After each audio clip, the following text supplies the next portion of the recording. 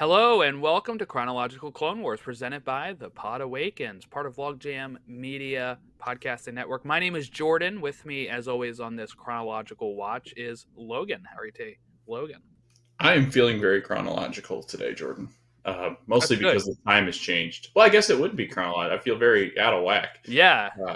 Uh, gosh, I hate daylight saving time. Like, I love that this has been constantly in the what is it? The voting. What do we call this? What do we? Like on the ballot. Yeah, on the ballot. Thank you. That's what I was trying to go for here. Um, but yeah, it's constantly on the ballot. I think it's getting closer to people not wanting it. The only reason we have it is for the farmers. Like, that's the only reason it exists. So I don't get it. I don't understand. I think they would keep it as now, right? Like when you would keep it now, not fall. You would not Yes, fall correct. back, so that way you Yeah, have this extra daylight hour. Like I yeah, just feel like that makes more sense. yeah, Because then it wouldn't get dark at 5 p.m. either. yeah, It'd get dark at 6 p.m. in the winter. Like that'd be yeah. great. Um, And there's been studies like that. It's not good for mental health because it's darker well, did you when know you're usually the Monday after is usually like the most accidents really. because people are like really. I've read that somewhere. I believe is, and we had one happen a few years ago. We had just got back from like Disney, and Hmm. we were heading to work before COVID, and it was this like that Monday, Yeah, and there was a huge accident because people are out of sorts. They just right. they're not ready for it. They're out Yeah, of whack. yeah. Last year, I almost forgot to completely get gas, and you and I almost ended out. But that wasn't because of the day last, the day before. Yeah, that was the day before. Yeah, because I guess that's odd. Like Matt's wedding Yeah, was the day before then. yeah. Isn't that weird? Like, because it was Yeah, I rehearsal don't night. We remember were that. Yeah, Yeah, I don't it was remember like rehearsal. losing the hour. Yeah, because we went to Men's Warehouse to get our tux. Yeah, We were on the way back, and naturally, the guy that lives in the area doesn't know where the nearest gas station hmm is, and completely spaces that he should have gotten gas before getting on the toll road. And you know toll roads here, Jordan, where you get on the toll yeah. road, it's you just hope that you get to the next checkpoint at certain. Jordan, do you remember when, like, before SunPass was really a thing down here in Florida, where like we would get on toll roads and we'd almost be running out of cash as we're going like to and Yes, you from had the like airport or I had something. like a cup holder full of coins. I'm like, I guess Hmm. I gotta dig into these Yeah, because any exit you had to like toss them in there. yeah. And I think because we didn't 2013, have Florida everybody, plates. that And was a wild jeez, time. 11 years almost. That's insane. Before we dive into the episodes, just wanted to kind of do some house cleaning here. I went ahead and I guess housekeeping is the correct term. I don't know what I said. I But thought you were going to clean the house, but yeah, you're just sorry, going to get up we're and. we're pausing this for that. Um, I went through, and some of the episodes we had previously were not on the YouTube. So YouTube now allows me to put the RSS feed from like our host site to YouTube now, and I was able to convert those to videos where it's just like the still image of the YouTube. I mean of the cover photo that I posted on the original hosting site for the podcast, and so we now have episodes of those. I remade thumbnails for all of them so that way they look more uniform to what we've been using on this YouTube.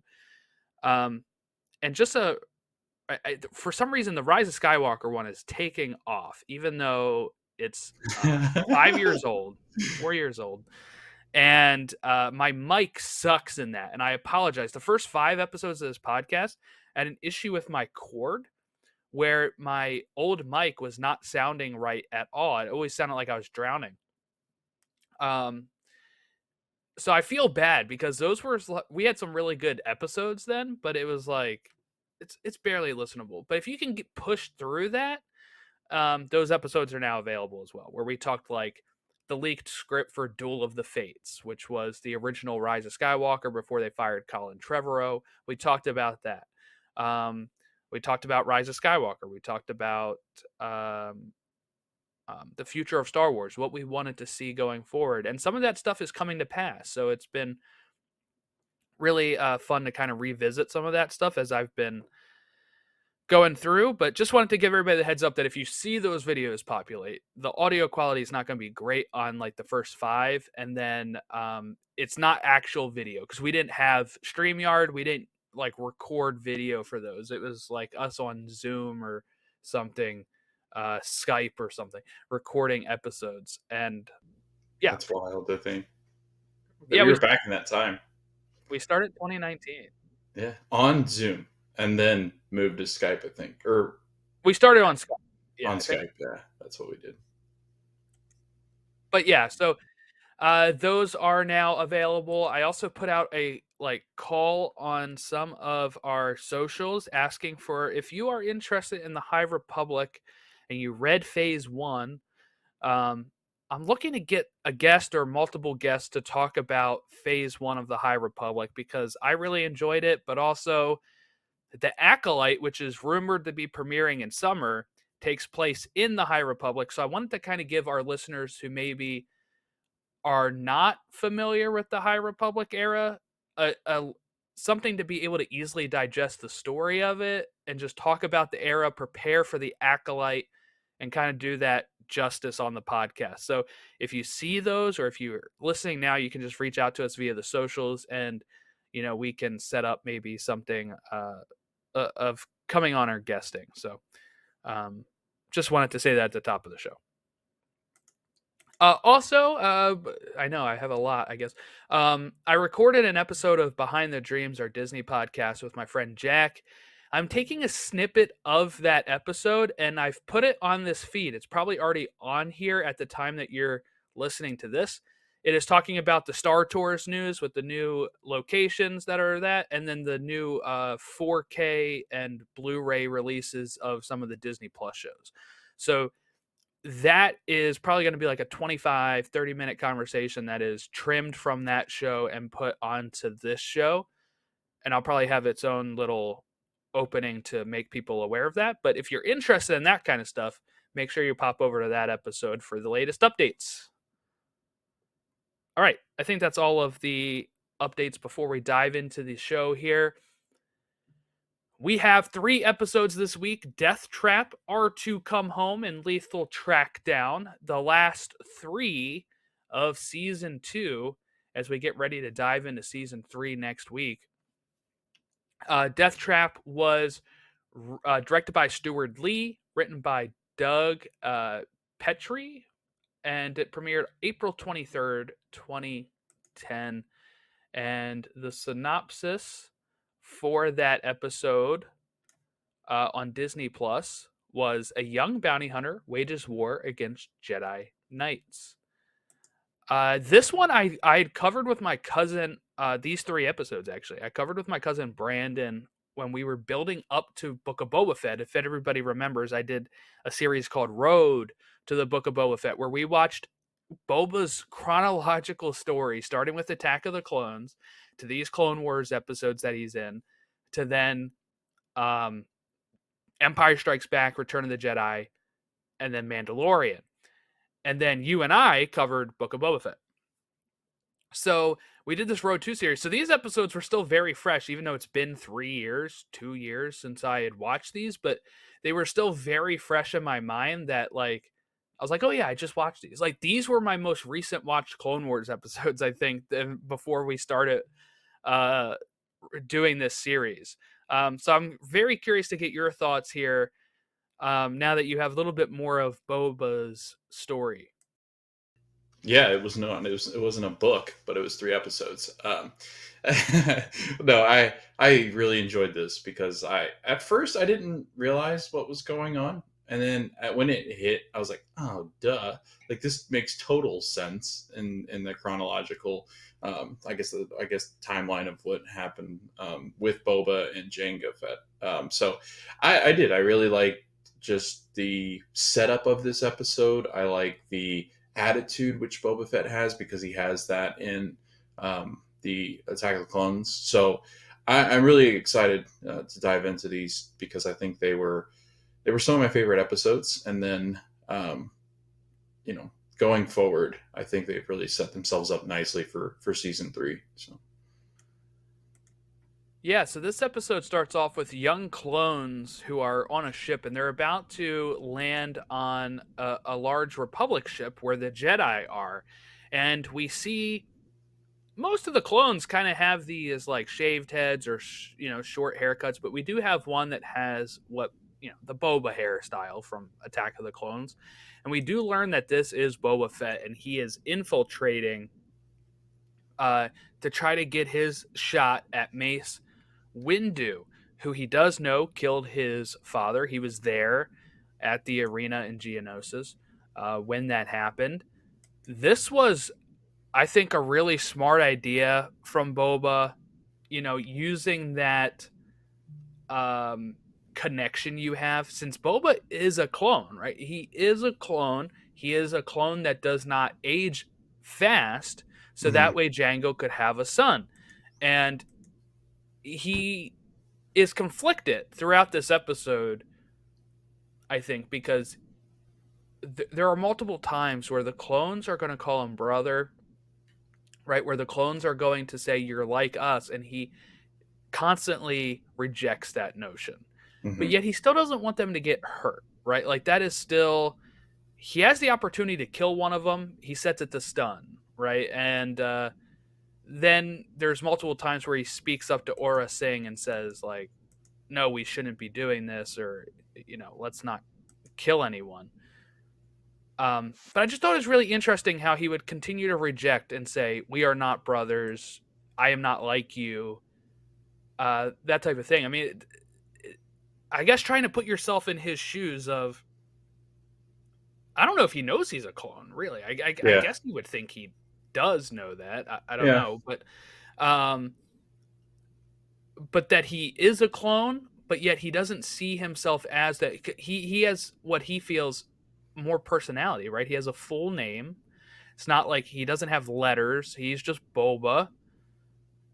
He was raised by a father. He doesn't see himself aligning with the clones in that way. What was your thoughts on kind of Boba's mentality towards the clones in this episode? Stunning. I I don't know. I really like the fact that it was similar to this storyline of like, I guess I compare it to Anakin a little bit because he's been told that he's very similar to people, and he rejects that idea because I think, I wouldn't say selfish, but I think he is. Uh, I think they only look out for themselves, and I think that has a lot to do with how they're raised. And then with Boba Fett being, I'm guessing he's 6 years old, 6 or 7 at this point. No, No, he has to be, I would think, maybe upwards of 10 10. or 12. Yeah. Here, Okay. let's see. How old is Boba Fett? I'm gonna Google this live on the air here. How old is Boba Fett in Clone Wars? They have him as no. The first thing that popped up is how 45. is 41. Okay. He's Yeah. 10 years old in Attack of Okay. the Clones, so he's probably about 10 or 11 right Okay. now at this point. Good. Um, Because so what you yeah, got to think too is like Phantom Menace takes place 10 years um, before Attack of the Clones, and it was around that time that they set the plan in motion for the clones. yeah, that's true. And like I think Lama Su in Attack of the Clones says like, "Oh, like Master Sifo Dyas came like 10 years ago." So as part of that deal, Django got to have one clone himself. So at that point, it'd be like around 10 years old. Okay. So, I mean, I think looking at him, I guess Anakin would have been around that age too, right? Like 9, 10. Like that seems like what he was in Phantom. Um, Yeah, right? Anakin was like When do we see 9 him? in Phantom, Okay. So like and right he around was that same age. 19 in Attack of the Clones. Right. So right around that same age where they feel I don't know, they were very similar in the way they acted. Like the world has done them wrong kind of thing. And when that happens, I feel like people attach themselves to people that pay attention to them, that give them the time of day, just like Palpatine. Like I know he's older at that point, but I still feel like at 9 years old, Obi-Wan, even when he's a Padawan of Qui-Gon, he doubts Anakin. And I'm sure Anakin knows that. Like he, he asked, Obi-Wan asked Qui-Gon, like, why are we taking on this kid? Isn't this kid, can we trust him? Like, he's supposed to be this chosen one kind of thing. But And like, Obi-Wan, I think where Obi-Wan came in at that, not to go on a Phantom Menace mhm. tangent, is I think Obi-Wan's thought process is not so much like can we trust him, but almost like he is a by the book guy, right? So Yeah, like that's he's true. like I think what he brings up to Qui-Gon is like the council disagrees with you. Hmm. And that is kind of the big thing of why Dave Filoni has this great speech. I think it's on the behind the scenes of The Mandalorian or something, um, where he's talking about the duel of the fates at the end of Phantom Menace and how it's a duel of the fates because it's going to they lose that battle because Qui-Gon dies, and it sets Anakin on the path to becoming Darth Vader. If Qui-Gon does not die, Anakin probably does not turn to the dark side because Yeah. Qui-Gon knew how to handle him and become a father figure to him that Obi-Wan can't handle. Obi-Wan becomes the brother figure to him. He's not as strict with them at times, and he's Yeah. not like and sometimes too strict with them, right? Where he Yeah. is too by the book, why Qui-Gon was like a maverick. He was somebody that would bend the council to his will because he knew some things had to be done a different way Hmm. to make it work. And I think that is what is so interesting about you think that they won the battle, right? There's celebration at the end. Obi-Wan kills Darth Maul at the time. And you're like, that's it. Like we did it. But it's actually a loss because without Qui-Gon, it allows Palpatine to creep in and become that father figure that then puts Anakin on such a deep dark path. Yeah, I think it's interesting because yeah, and you see that similar trait with Luke, I think too, because they don't play by the book. Like Obi-Wan plays by the book. I think Yoda's kind of got a weird way of playing by the book, but doesn't like Mace Windu's a prick, but he still kind of goes by the Jedi Order. Like it is. It's just it seems like they all go by the book uh, except for Anakin, except for Qui Gon, except for Luke, and I think they've got similar traits in that aspect. And then Ray doesn't know, so Ray's like out there just existing as a rogue Jedi. Yes. She has But the yeah, ancient Jedi texts, is what she yes, has. yeah, We don't know how up to date those are. right, But yeah, so yeah, you can kind of see that they're both young, right? Boba, like you said, kind of acts like maybe what Anakin would have if his mom had died yeah, at Phantom Menace, hmm, right?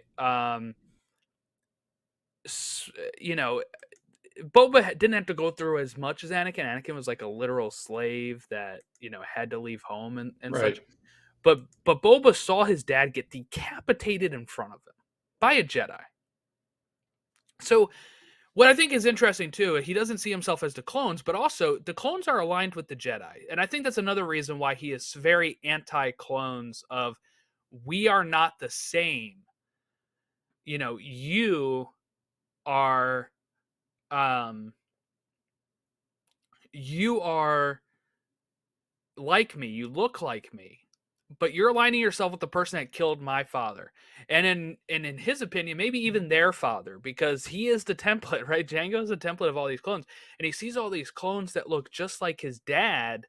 How trippy is that gotta be? You know?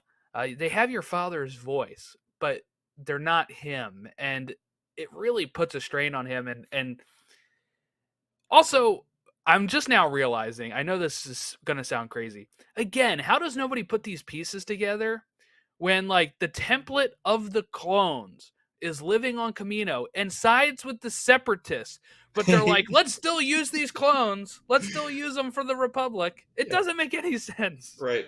Yeah, why not find up a stand-up guy, like a good soldier, good warrior, like Din Yeah, Djarin or somebody like that, where it's like, let's clone somebody like that, like that's gonna be more, Mandalorian, and why not clone like a something more fun and make them clone? like a Jedi. Yeah, why don't we do that? Just Like Jet, unlimited Jedi I was running gonna around. say clones with with lightsabers.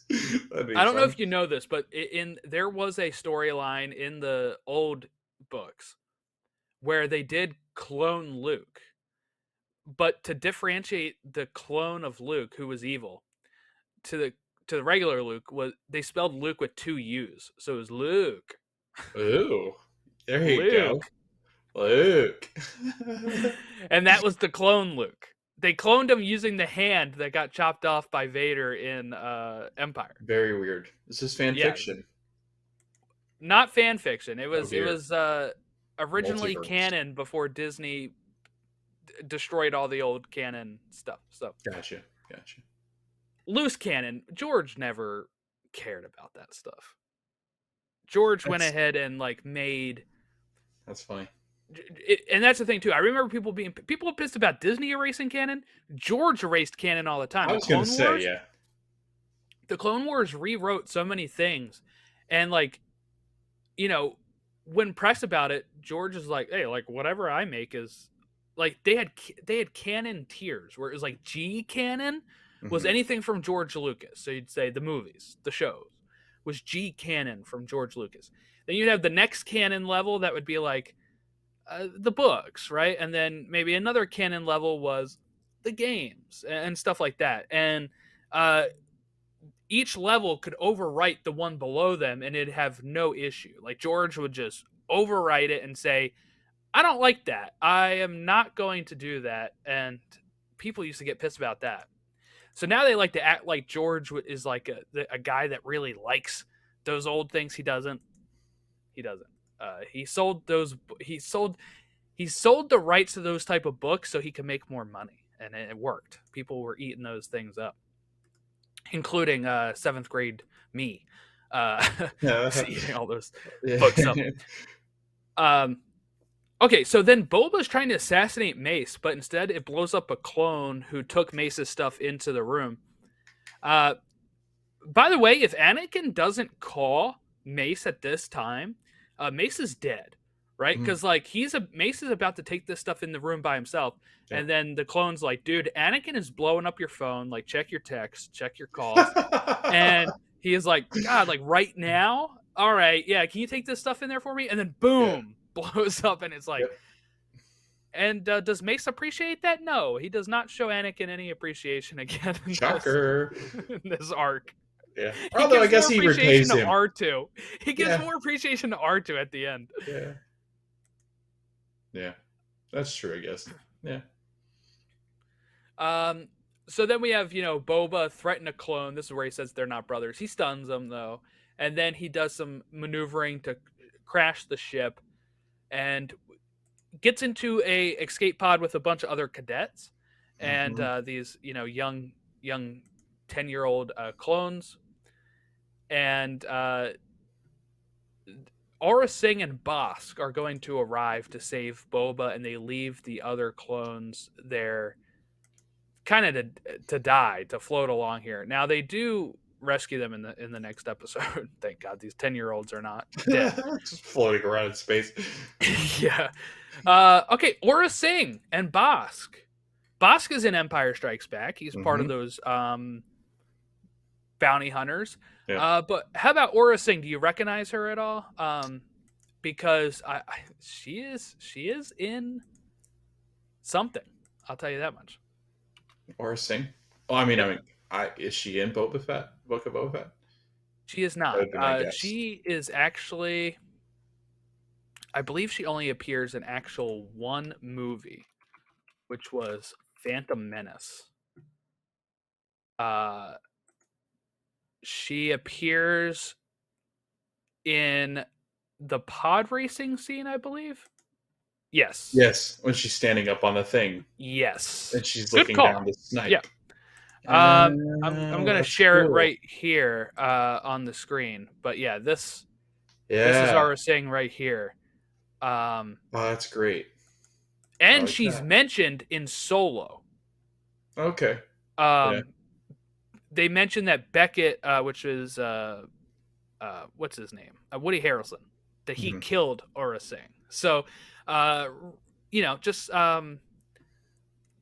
eventually she'll die, I guess is my point. Yeah, But she has a lot of fake deaths so far, but they have like lots of promotional images of her, I guess, because she was on some of these book covers. Like there's one, she had an there's action a, figure. yes, who doesn't in Star Wars? Um, there is a book series of Boba Fett that came out around the time of Revenge of the Sith, I think, that took place between 2 and 3, and he was kind of doing the same thing where he wanted to try to hunt down the Jedi like Mace, and she was like on some of these covers, I believe, and just really funny. Let's see if I can find that one because I just remember her like always on like these random things and being like, "Wow, like who is this person?" Um, but then eventually, she's one of those that I would be able to tell you her name as like a 10-year as a like, not a 10-year-old, as maybe like a I don't know, a 12-year-old when I was like really reading all of this stuff and constantly on these like Star Wars websites and stuff that I would have just been watching Phantom Menace and point at her and be like, "That's Aura Singh," and people would be like, "I don't care." Like, Jordan, I really don't care. She's in one scene. Yeah. It's like, well, that's who she is. I Right. got her action figure. I did not. Don't you have a book though? Don't you have like an encyclopedia of Star Wars characters? I thought you I have did. a few. Actually, some of them got wet from the leak, Oh, but they're in okay shape. that's I good have then. visual dictionaries for the sequels. Hmm. I don't think I have any old visual dictionaries. Most of that knowledge is just right here in the old nine, That's good though. and then You I got great verify memories it though. by googling stuff. Yeah, but you have one of the best memories I've ever encountered. So Thanks. I'll remember you said that for all time. So I if know you try you to will. say you Yeah. did not say I that, I yeah can push back on yeah yeah. that. All right, R2 Come Home, which kind of leads right into this one here. This was directed by Giancarlo Volpe, who's directed a lot of these episodes, and written by Egan Mahoney. And the Disney Plus description of this one was bounty hunters trap Anakin and Mace on Vancor. Um, this episode really kind of focuses on Mace and Anakin as they are looking for survivors of the crash. They're looking for specifically like the captain and commanders and stuff like that who went down with the ship, like noble people, but they did survive. They get captured by Aura, Bosk, and Boba. All right, I have to vent here about Mace. I know this is like a weekly Clone Wars vent session on Mace, and look, Go I for it. I like the character enough, all right, but sometimes the way they write him is frustrating. He is too anti R2 in this episode, and Yeah, it I don't makes get me it. very tough to be on his side here. Yes. I think everybody though, right? Like I think if you're gonna pick on one kid, I would say him or Chewie, honestly, right? Or C-3PO. Like you mess with any of those three, and you're gonna get a lot of feedback and criticism. But he's so angry. Like, oh, look at my what was it R8? I think that ends Yeah, up R8, yeah. being the one that helps Mace, and he's like, "Oh, R8's better," and R2's way better, even though he's probably 6 series deeper. R8, he's the fancier version of R2. R2's like, "Go to hell." Yeah, I'll yeah. stick up my little flame middle finger that I usually throw up. And we kind of realized that again, I think this is something that they covered earlier on that we talked about when R2 got stolen, right? Is Yeah, they've never wiped his memory, and he gets more personality and can learn more without his memory being wiped. That's a benefit. All these other Jedi probably wipe their droids' memories every so often, where they are just not adept at like doing anything that R2 can do. R2 has his own personality. Um, you hear him whine a few times. It makes me yeah. think of my dog. It's like that's what R2 is. He's very R2 is a dog-like. Yeah, dog. He is yeah. a man's best friend. That's what he is to Anakin. C-3PO's a cat. Like, I feel like You they're think very. so? Yeah, I think he's got very cat-like tendencies. If a cat was a droid, I think that's what a cat would be. Honestly, Really? I yeah. feel like he is. I don't know what I would call 3PO. the A butler parrot. that everyone hates, I guess. I guess, yeah. Jeeves, get out of here, Yeah, right, Jeeves. right. Like Dio would be I think Dio's like a Dio would be little. like a chihuahua. Yeah, I Like could see that. I could see very that. like high energy corgi maybe, like, We could Yeah, maybe let's do corgi a because whole it's very episode short. lovable. Yeah, because like I don't think Dio would snap like a chihuahua. That's true. Yeah, chihuahuas can kind of be temperamental, but let's do a whole episode on Star Wars characters with Personality of animals. droids and Yep. stuff. Yeah, yeah, let's do that.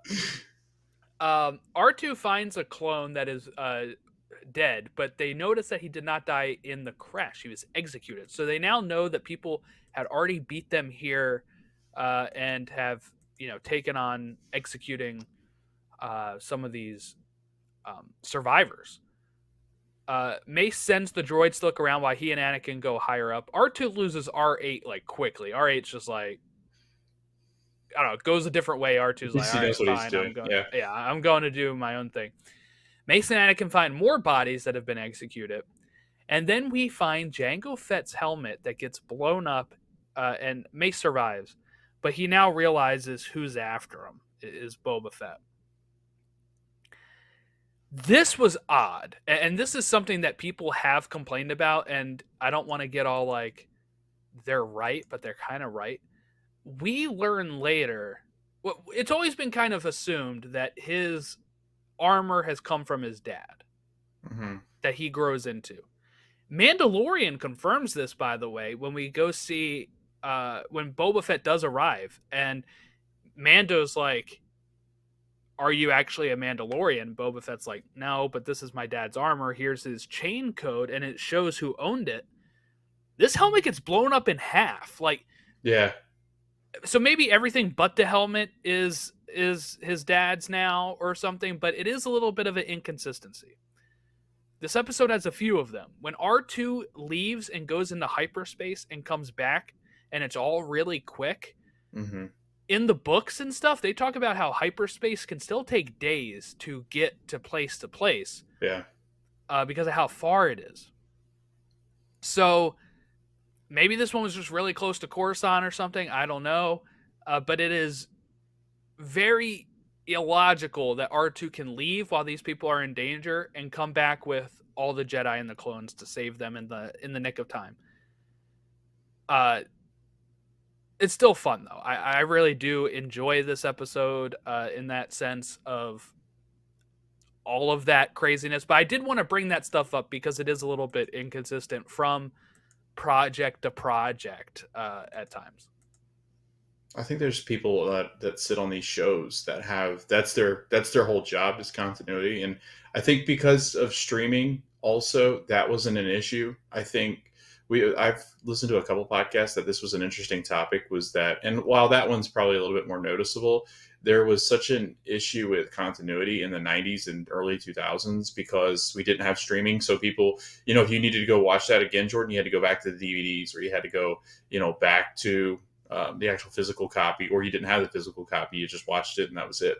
And then maybe you saw it later. But now with streaming, like we're watching them back to back to back, so you'll notice plot line and plot holes, and that's why a lot of the newer TV shows, like they do have a whole set of crew members that's their whole job, is to make sure that continuity is there and that you're getting the same storyline.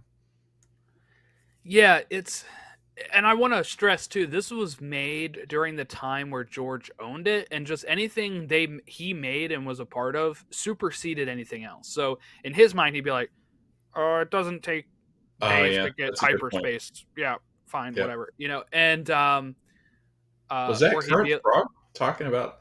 yeah, it's Kermit being George. Yeah.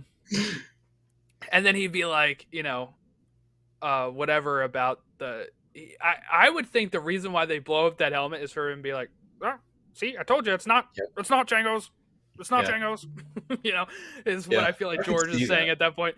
But then it kind of gets, because again, a lot of that stuff was established from ancillary material that George just did not care about. This he was actually like usually more involved in. We talked about how his daughter even wrote episodes of the show. So, So the bounty hunters think Mace is dead, and they're like, "Oh, we have to go confirm the kill, and maybe we'll get money for that, and maybe it killed Skywalker, and we get money from that too." Um, R2 is going to find Anakin, who's trapped in the rubble, and Anakin tells R2 to call the temple. And R2, this is where he lets out that whine, like, "Oh, I don't want to leave you," like a loyal dog. And he goes, he starts throwing boxes down the shaft as they're climbing up this like shaft of bounty hunters. And then when that doesn't work, he just goes grabs a grenade off of a clone and tosses it down there. I just love R2D2 so much. It explodes like right in front of Boba. It kind of blocks off some of the passage. Bosk at this time is loading the hostages into the Slave One. And this is where we get like a creature attacking R2 right before he can get to the ship. R2 is like a god, right? Like he spills the oil. He like attaches this wire to the alien and like does all this stuff to like easily defeat this creature that's like 3 times the size of them. And then he jumps into Mace's ship to send a signal, but it's blocked. At this time, the bounty hunters are starting to block signals, and he has to keep flying and try to get out of the area. So he's going to space to try to get a signal out. Then his antenna blows up, and he's like, "All right, I got to get in these hyperspace rings." And R2 is just so smart. He's able to do this like decoy move enough to get Boba to fire at one of the hyperspace rings as he then goes into the other one, connects, and takes off. Like, just absolute world-class flying from R2. That now I wonder, anytime people said Anakin's a really good pilot, I'm wondering if it was just R2 the whole time. Because Anakin wrecks a lot of his ships. We've been over this, and it's usually when R2's not with him. I think we've got the theory solved, Jordan. I think it's 100%. I think we're looking at R2D2. Although the pod racer, I guess, he's kind of reckless, Anakin, but that was when he was a kid. So yeah. Now I'm thinking like when Obi-Wan's thinking back after he tells Luke like he was a world-class pilot. He's like, wait a minute, that was actually R2, the droid. And then he's like, how do I not remember this droid? I mean, like, when Luke tells you that, I don't remember R2D2. Yeah. What are you talking about? Obi-Wan's so strange. Like, Obi-Wan's got some good memories, but then also I feel like there's times where Obi-Wan doesn't even mention, I don't think, R2 or C-3PO's name. Like, at a certain point as he gets older, he's kind of like, who the hell are they?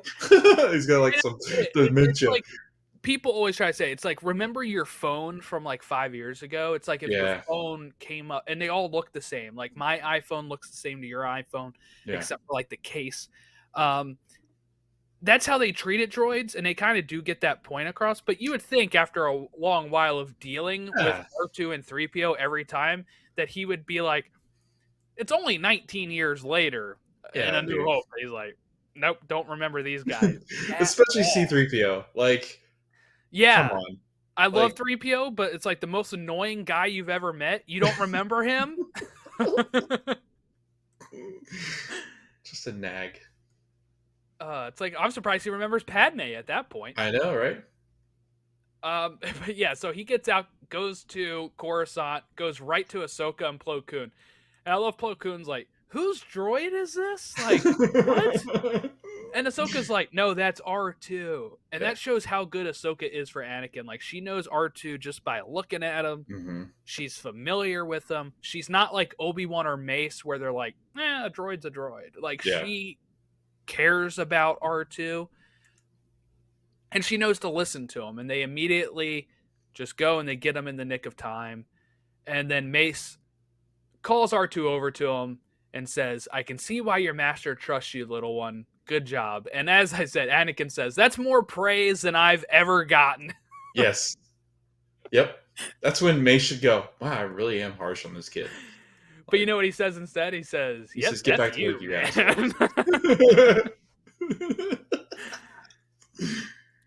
God, no wonder Anakin's the dark side. Mace is awful.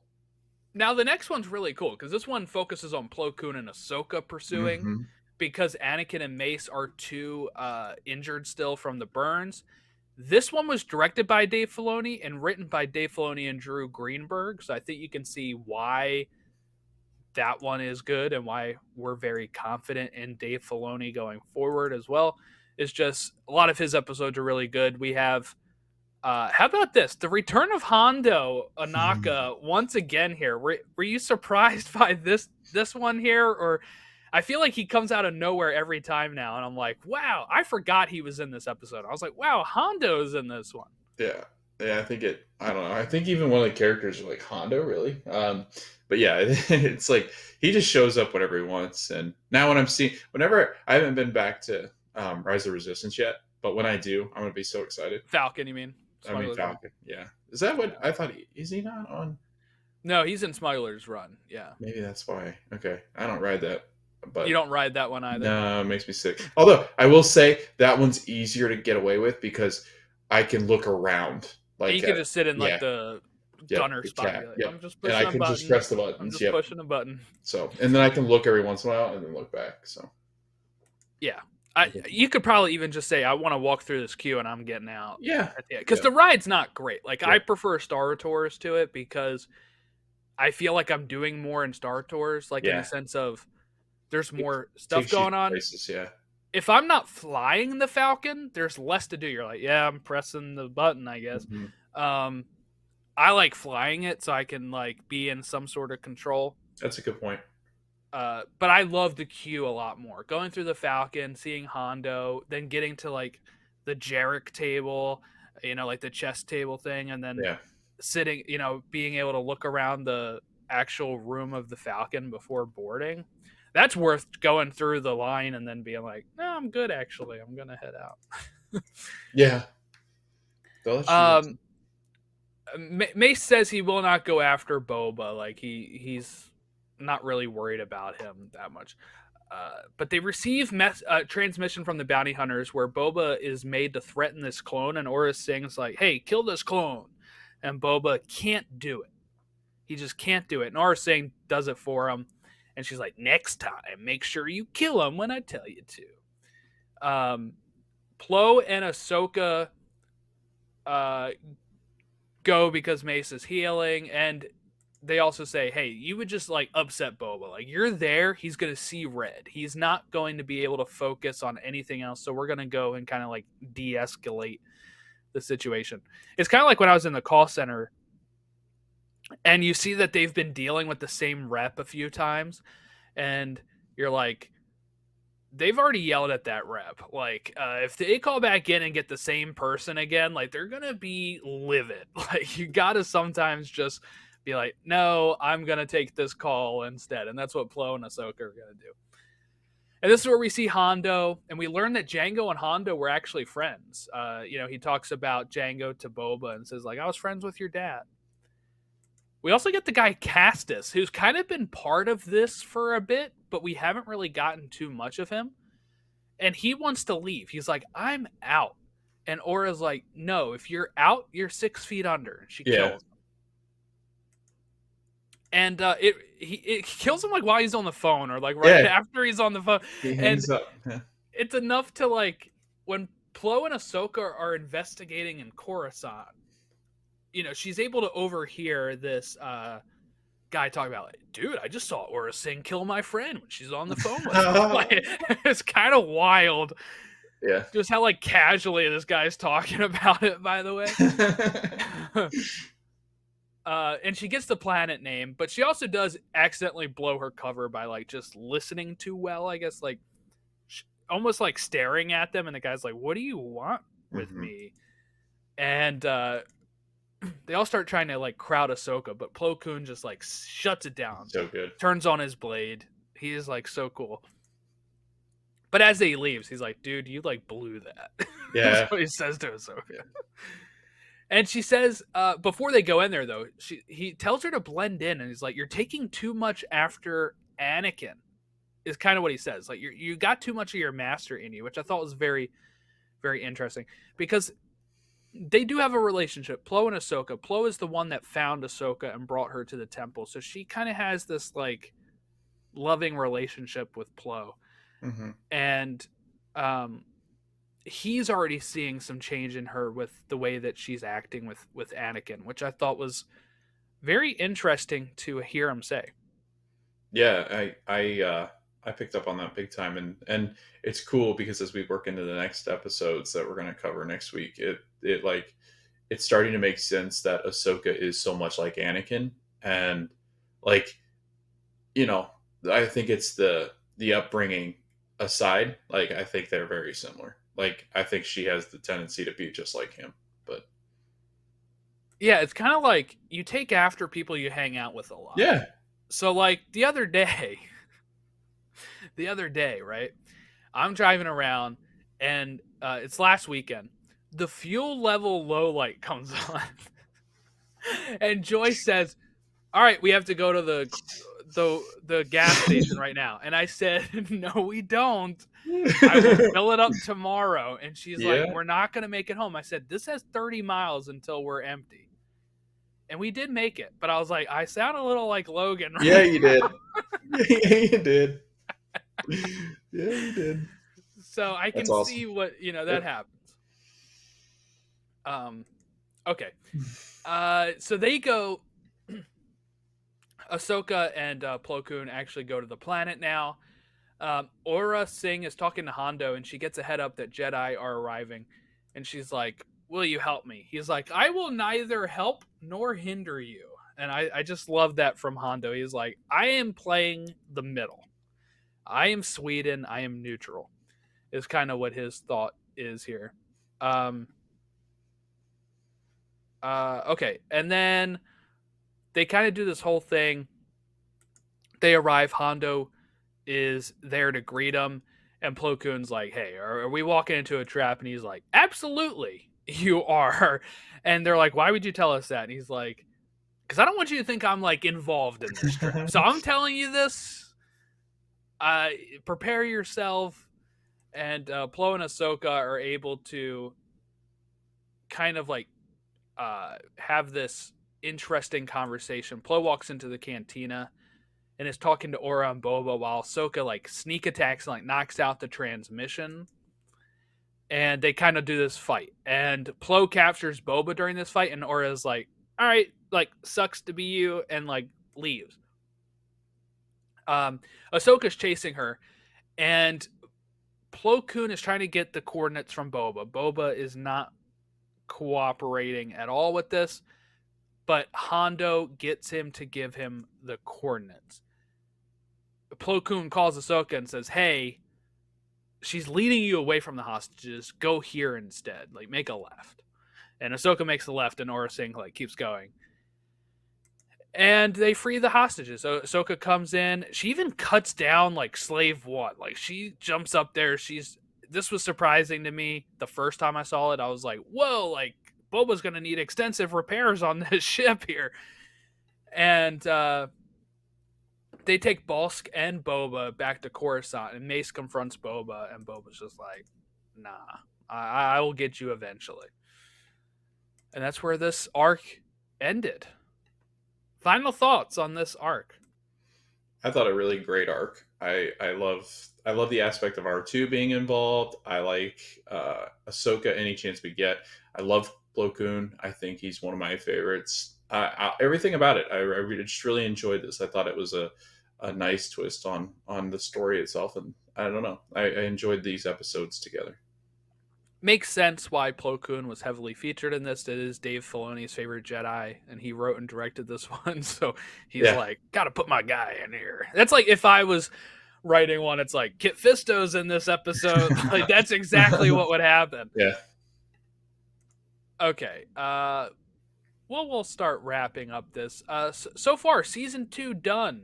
Do you have a favorite season so far, one or two? I know we've seen some three, but like, do you lean a certain way of like, is the show getting progressively better, or has it been kind of the same quality for you before we dive into season 3 next week? I think season two really gets into different storylines of like it's getting further and further along, progressing it into episode three.